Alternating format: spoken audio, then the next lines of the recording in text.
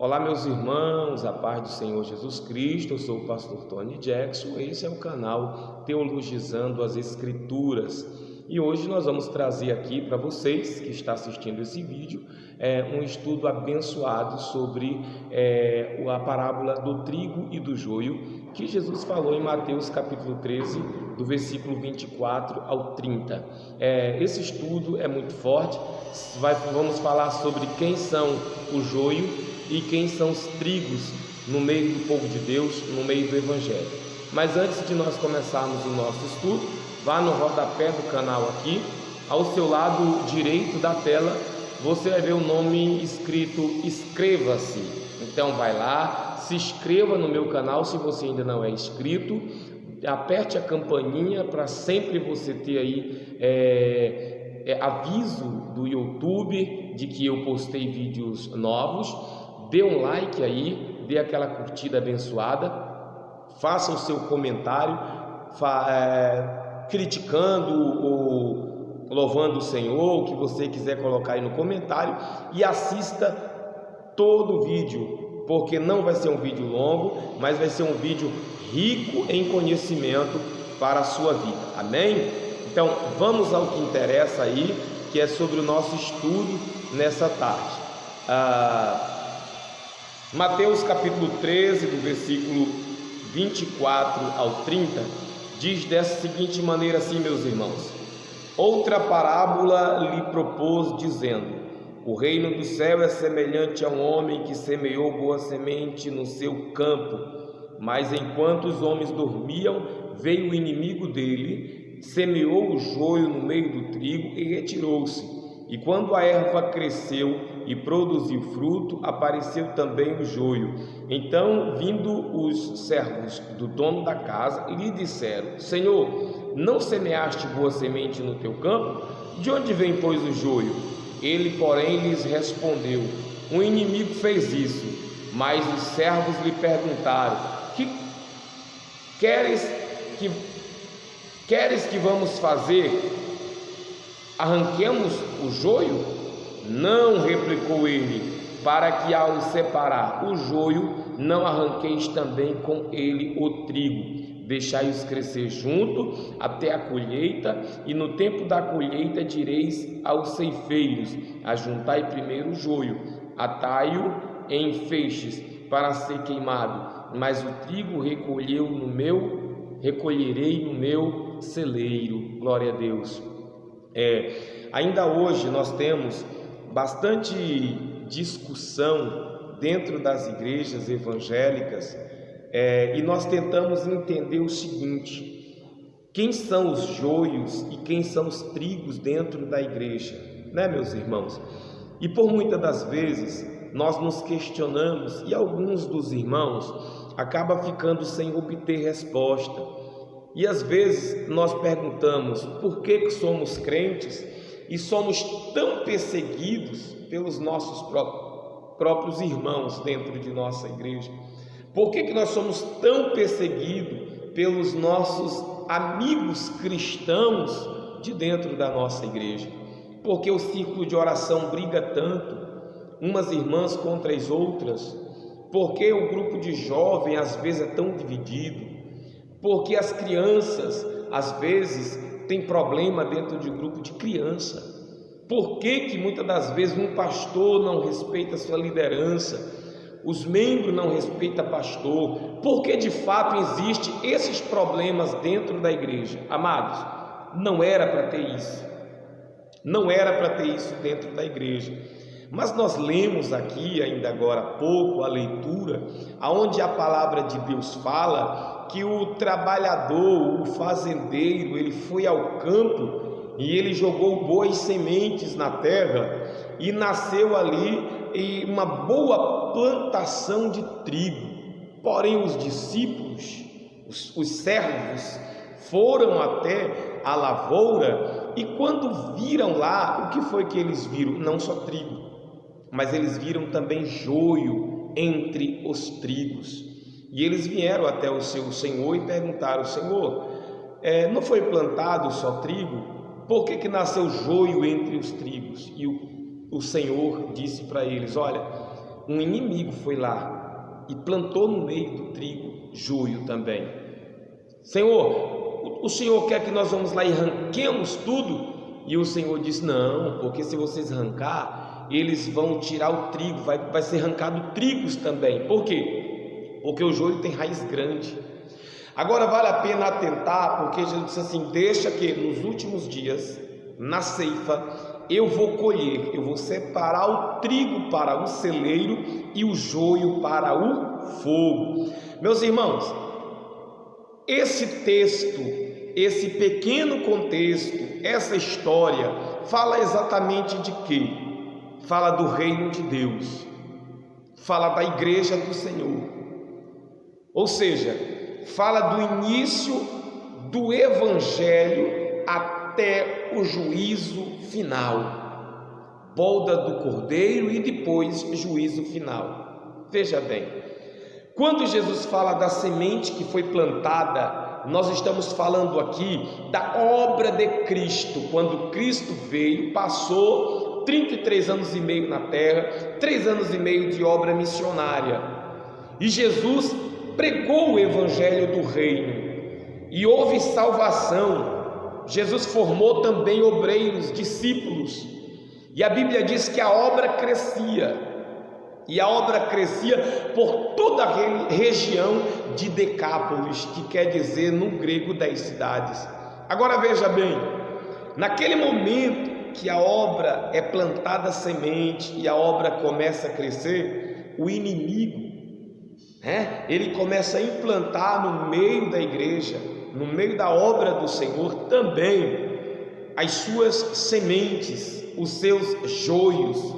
Nós temos trigo, que representa os cristãos, e nós temos joios, que representa os falsos crentes. Os falsos crentes são implantados na obra de Deus por Satanás. Para quê, irmãos? Para desvirtuar a obra de Deus, para desvirtuar a obra de Cristo. Foi o legado que Jesus deixou para nós, foi a sua obra. Agora veja bem, o diabo colocou para quê? Para destruir, para enganar, para ser um falso cristão entre verdadeiros cristãos. Então o trigo, nós estamos falando de crente verdadeiro. O joio, nós estamos falando de falso cristão. Existe duas teologias que cercam aí o mundo, né? A teologia reformada, conhecida como calvinista, e a teologia arminiana, né? Que é abraçada pelos pentecostais e pelos neopentecostais. Normalmente a calvinista é abraçada pelos tradicionais, e para deixar claro, é uma das doutrinas, mesmo eu sendo assembleano, mesmo eu sendo cristão, pentecostal, mas eu acredito muito na teologia reformada, na teologia calvinista. Mas veja bem, meus irmãos, na teologia calvinista existe uma doutrina que é pregada sobre uma vez salvo, salvo para sempre, ok? Uma vez salvo, salvo para sempre. E é reprovada pelo povo pentecostal, é reprovada pela igreja do movimento pentecostal. Por quê? Porque o movimento pentecostal acredita na salvação pelas obras, que é uma incoerência com a Bíblia. Mas o calvinismo acredita que a salvação vem exclusivamente de Cristo, pela graça. Pela graça sois salvos, isso não é dom de vós, é dom de Deus. Então veja bem, uma vez salvo, salvo para sempre. O cristão que é salvo, que é um eleito, que é um predestinado à vida eterna, ele passa por momentos difíceis? Sim, claro que passa. É possível que um cristão eleito chegue a desviar? É possível. O filho pródigo desviou, mas ele voltou para casa, o Espírito trouxe ele de volta, ok? Um cristão que é predestinado ao céu, um eleito de Deus, aquele que Deus escolheu, ele é possível ele pecar? Sim, nós somos pecadores. Ou seja, irmão, o trigo, ele desvia, ele peca, ele desobedece, mas ele tem o fruto do Espírito Santo, e o arrependimento traz ele de volta à servidão. Israel desobedecia, pecava, caía, mas Deus sempre castigava, restaurava e perdoava. Por quê? Porque é eleito, porque é um povo que Deus escolheu, é uma nação santa. E hoje nós temos a igreja que é a Nova Jerusalém, a Nova Israel, a igreja que Deus escolheu, o povo que Deus escolheu, a igreja santa. O trigo de Mateus 13, 24, 30 é o trigo, a igreja é o trigo.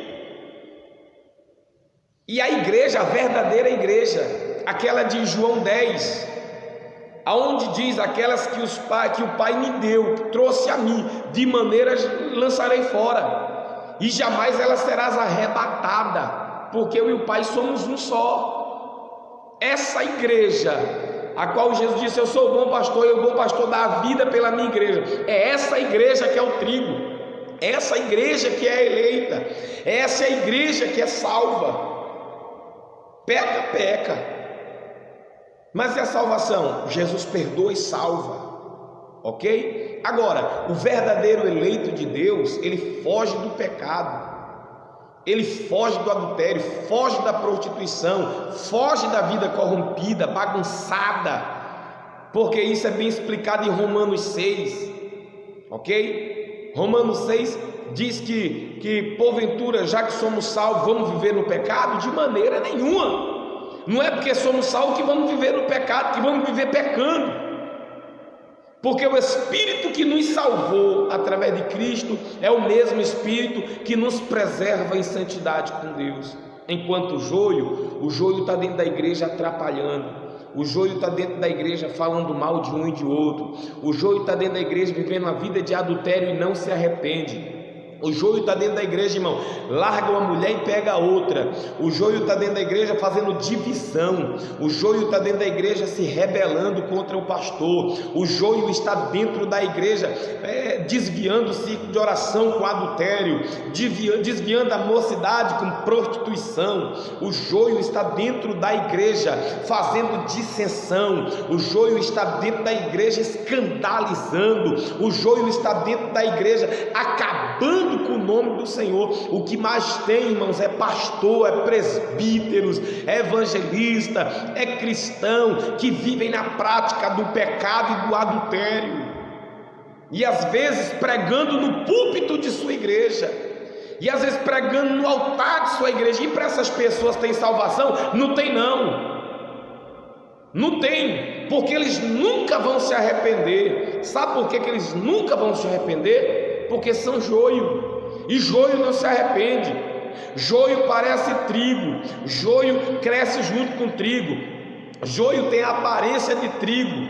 O problema é que o joio não dá fruto, o problema é que o joio não floresce, o problema é que o joio pode até parecer com trigo, mas jamais será trigo. Amém? Então, irmãos, essa é a diferença do trigo para o joio.